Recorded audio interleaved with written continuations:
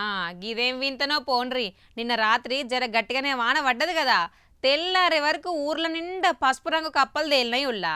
మరి ఆలస్యం చేయకుండా ఆ కప్పలను చూడుర్రి.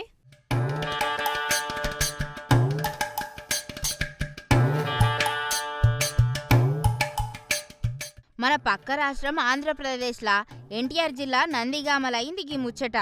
జనాలు గీ పసుపు కప్పలను చూసి గివ్వెం కప్పలరా బాబు, లక్కీ కప్పలా లేక పసుపు నీళ్ళల్లో తడిసి బయటికొచ్చినాయా అని ఆశ్చర్యపోతాండ్రు. నందిగామల నడియం కొట్ట రాత్రి కుండపోత వాన వడంగానే పొలాలకెంచి గుంతలకెంచి వందల సంఖ్యల గీ పసుపు రంగు కప్పలు రోడ్ల మీదకి వచ్చినాయి.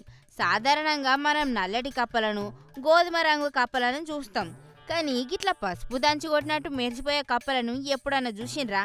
గందుకే జనాలు భయపడుకుంటూనే ఫోన్లో వీడియోలు తీసే వరకు అవి మస్తు వైరల్ అవుతాయి.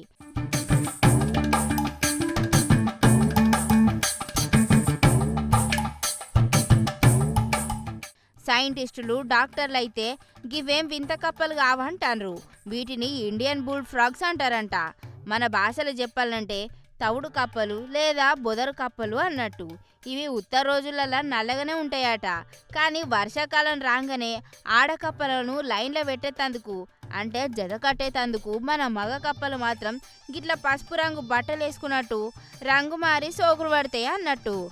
గొంతు దగ్గర కూడా నీలం రంగు బుడగలు లెక్క ఊదుకుంటా వింత వింత సప్పులు చేస్తాయట.